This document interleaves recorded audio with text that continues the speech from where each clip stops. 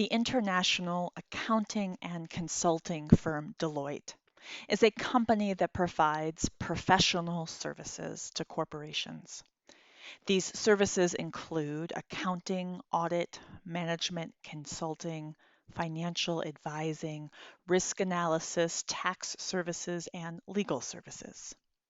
Of the four major international firms that provide such services, Deloitte is the largest in terms of revenue and number of employees.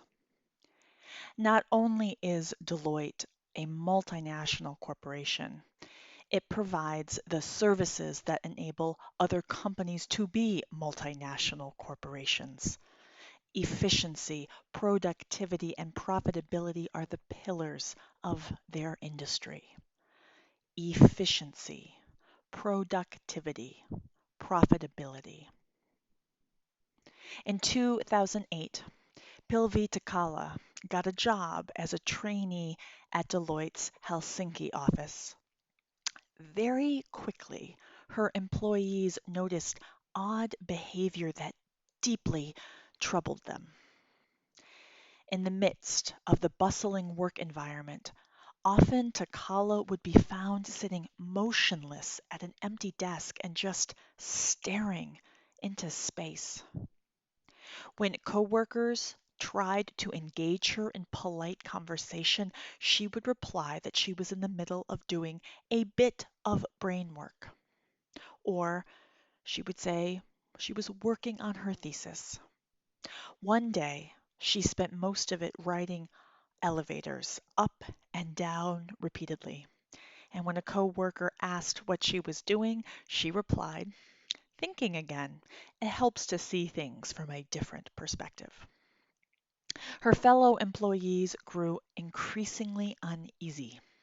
A string of urgent inter-office emails were sent out about this new trainee and her with her very short hair. It turned out that these employees had unwittingly taken part in a performance art piece called The Trainee. Pilvi Takala is a Finnish artist who is known for videos in which she quietly threatens social norms with simple actions. Now, there is actually nothing very unusual about the idea of not working while at work. People commonly look at social media on their phones, look up sports scores, or seek other kinds of distractions during formal work hours. But the obviousness of Takala's utter inactivity, her non productivity, it galled Takala's colleagues. A writer said this of Takala's art piece, The Trainee, quote, "Appearing as if you're doing nothing is seen as a threat to the general working order of the company, creating a sense of the unknown. The potential of nothing is everything." End quote.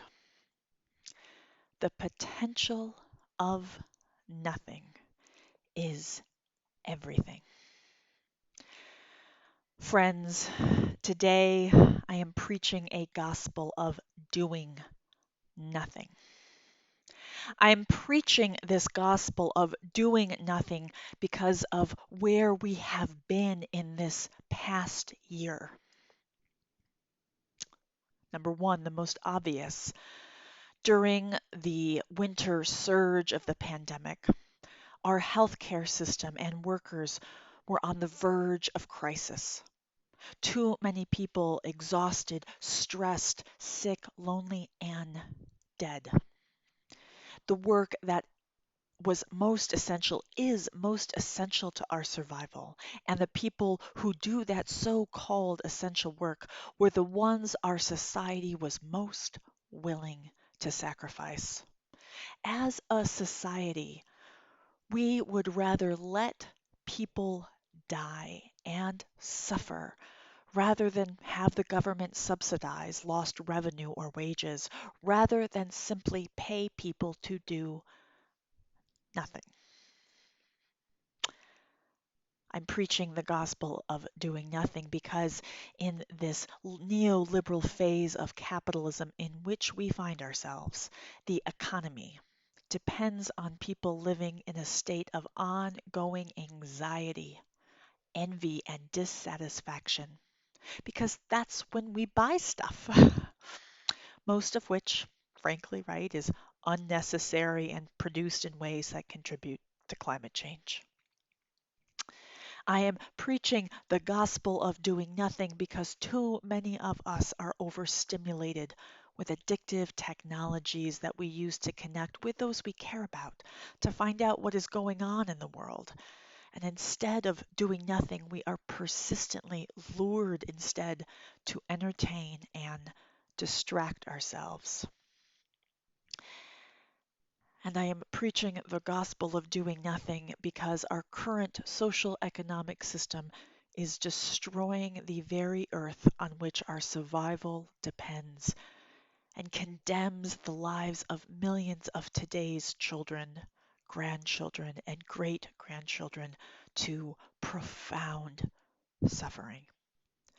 The profit earned today comes at the expense of our future and our loved ones who will be living in that future. Destructive, poisoning, life threatening productivity is more valued than sustaining, nurturing nothingness.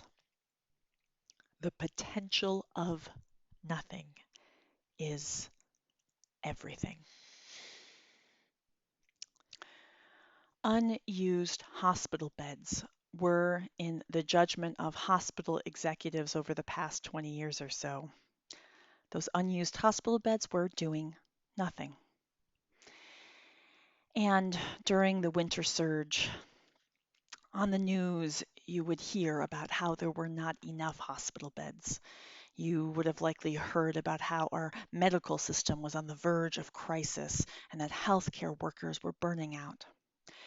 What was often not mentioned in those stories was that for at least 20 years, hospital executives had been persistently figuring out how to make hospital care more profitable. They had trimmed and trimmed and trimmed, making our healthcare system very efficient.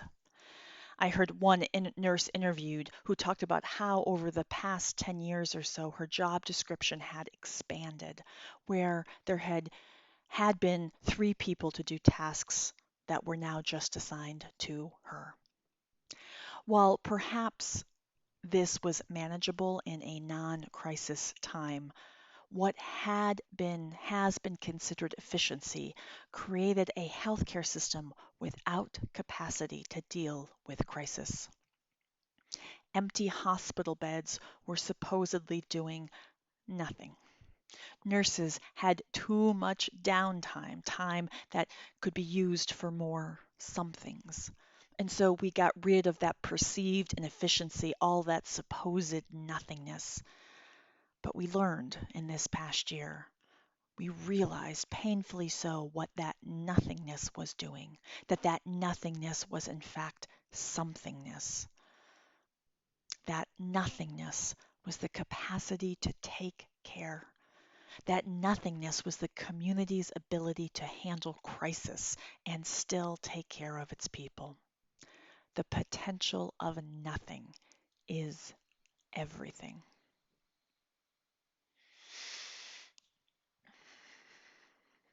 The 4th century Chinese philosopher Zhuangzi wrote a parable entitled The Useless Tree. The story is about a carpenter who sees a tree of impressive size and age, but with gnarled branches.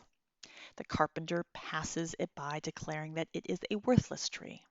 Soon afterward, the tree comes to the carpenter in a dream and asks, "Are you comparing me with those useful trees?" The tree points out to the carpenter that fruit trees and timber trees are regularly ravaged. Meanwhile, uselessness has been this tree's survival strategy.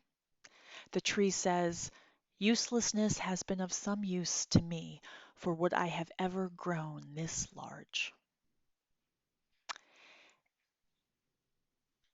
there is a real life useless tree, the last old growth redwood left in Oakland, California. It's called Grandfather or Old Survivor. It's a miraculous 500-year-old holdover from the time before all the ancient redwoods were logged after the gold rush. Before 1969, most people believed that all of the old growth trees were gone. But then a naturalist stumbled upon Old Survivor towering over other trees. Old Survivor is the useless tree. It sits on this steep, rocky slope that makes it very difficult to access. It has a twisted shape, and its 93-foot height makes it a runt compared to those other old growth redwoods. Old Survivor survived by appearing useless to loggers as timber. The nothingness I am preaching about is in fact a somethingness. It only appears like nothingness in the context of the late stage neoliberal capitalism within which we are so immersed.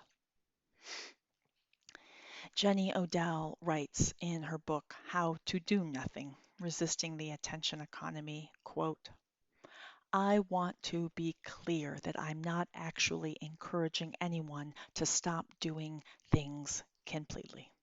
In fact, I think that doing nothing, in the sense of refusing productivity and stopping to listen, entails an active process of listening that seeks out the effects of racial, environmental, and economic injustice and brings about real change. I consider doing nothing both as a kind of deprogramming device and as sustenance for those feelings too disassembled to act meaningfully. On this level, the practice of doing nothing has several tools to offer us. The first tool has to do with repair, Odell writes. In such times as these, having recourse to periods of and spaces for doing nothing is of utmost importance, because without them we have no way to think, reflect, heal, and sustain ourselves, individually or collectively. There's a kind of nothing that's necessary for, and at the end of the day, doing something. The second tool that doing nothing offers us is a sharpened ability to listen. To do nothing is to hold yourself still so that you can perceive what is actually there. The third tool doing nothing offers us is an antidote to the rhetoric of growth. In the context of health and ecology, things that grow unchecked are often considered parasitic or cancerous. Yet we inhabit a culture that privileges novelty and growth over the cyclical and regenerative. Our very idea of productivity is premised on the idea of producing something new, whereas we do not tend to see maintenance and care as productive in the same way. End quote. Doing nothing is necessary for doing something truly meaningful. Doing nothing sharpens our ability to listen and perceive what is actually there. Doing nothing is an antidote to the cancerous, parasitic paradigm of novelty and growth.